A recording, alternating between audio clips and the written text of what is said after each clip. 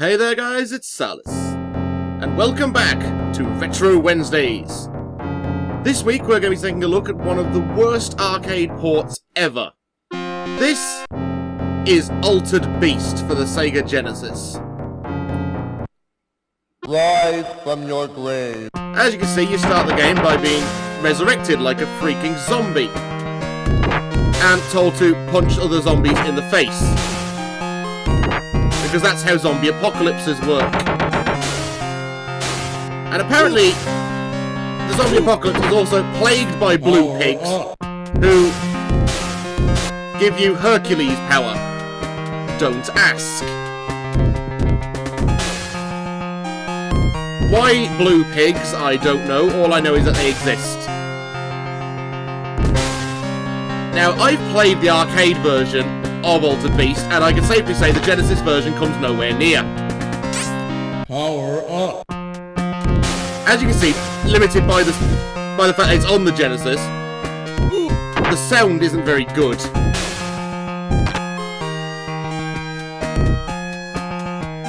Give me my power. There we go. Now this bit is what annoys me. You get stun locked a lot.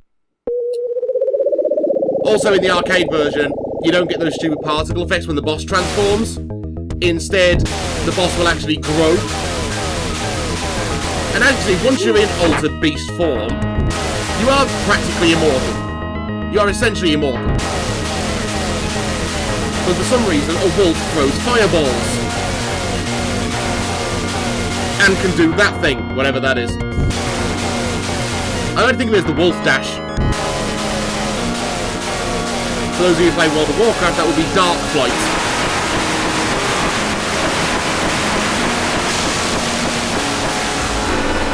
Now you'll notice the level was very, very short.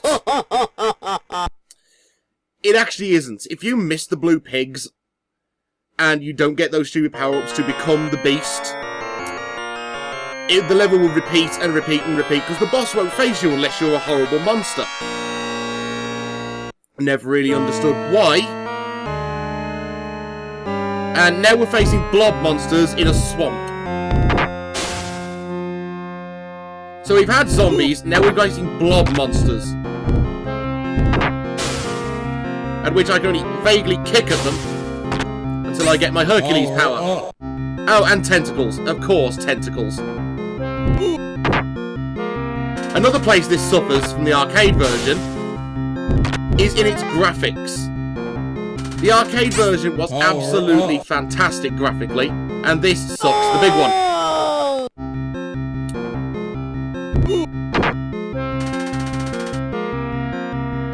Dive! Dragon thingy, tentacle monster. Oh, and look, it's the flying git again. Luckily, I think I've mastered getting them down. See, watch what happens. I've met the boss, here's the boss. Will not let me fight him. So he runs away. It's a case of find another blue pig and then come back and see me. Oh, there's a blue pig. Unfortunately, the brown one got in my way.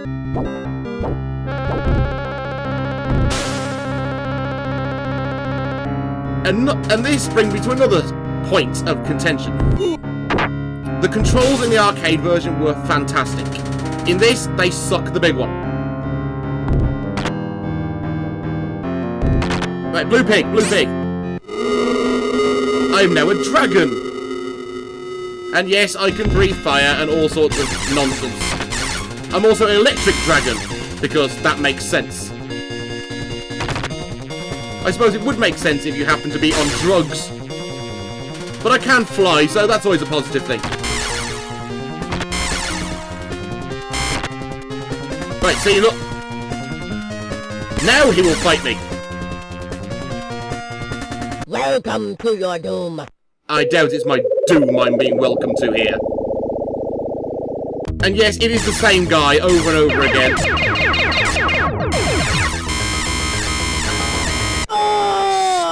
Damn it, eyes. Also, this game is punishingly hard. and it will kick from you your out grave. right to the first level. This is something that should have been left in the arcade. If you're going to do an arcade port, at least give it some kind of logic. Right, there we go. Hercules mode. Right, punch in the face. As I said, this is heralded worldwide as one of the worst ports from the arcade ever.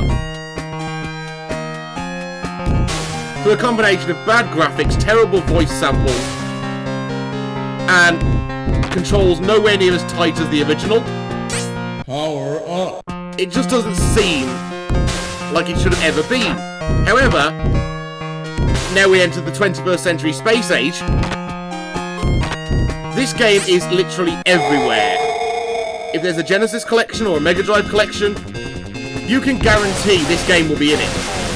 It's almost as if they're trying to create some kind of cult following 20 years too late. And it just isn't worth it. It's not very good. I mean, I wouldn't mind if they were trying to create some kind of cult following for a game that was actually decent. Like, just to name a few. Sonic 2. That already has a cult following. Fantastic Dizzy. That always has a cult following. But that's supposed to be because it's every single Dizzy game merged into one. God damn it. Stop throwing your head at me.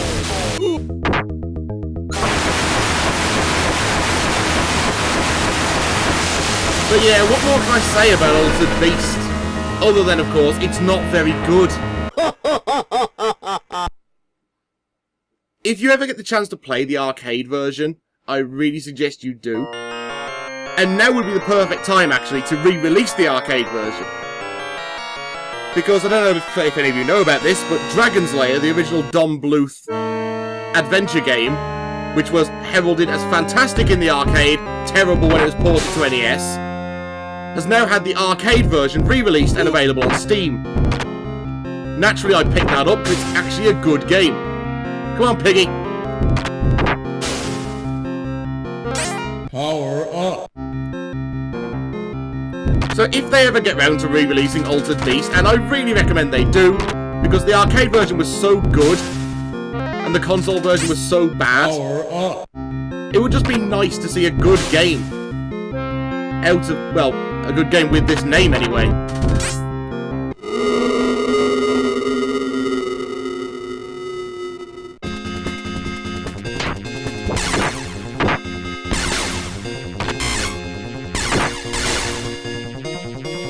I mean, there's a lot of creative ideas in this. Like the stupid Altered Beast forms. I go from werewolf to dragon. And let's see if I actually beat this boss this time.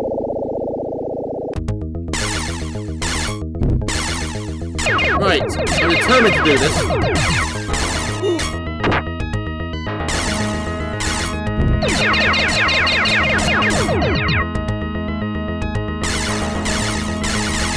Right, beat this thing.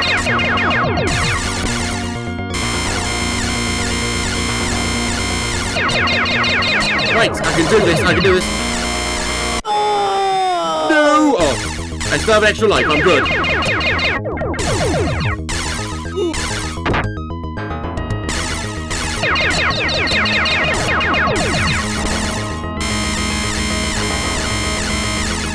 Right, I'm going to beat this, and then I'm going to tell you whether or not I actually recommend you collect this, as I always do.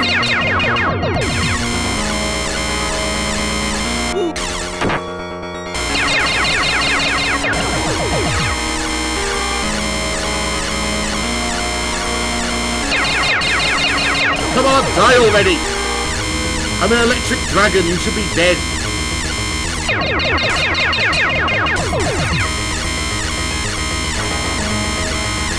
Come on, die!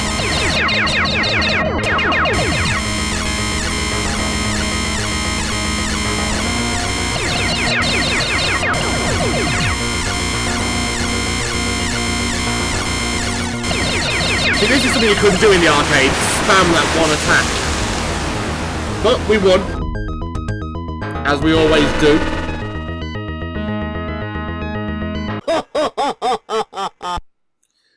So would I recommend you actually play this? Probably not. Unless, of course, you can find the arcade version.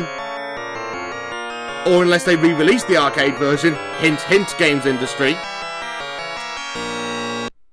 So this has been my look at Altered Beast. It's terrible. Absolutely atrocious. So, personal recommendation, do not play it.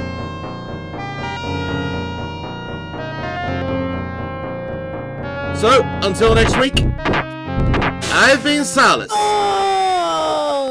I'm royally dead, and I will see you next time.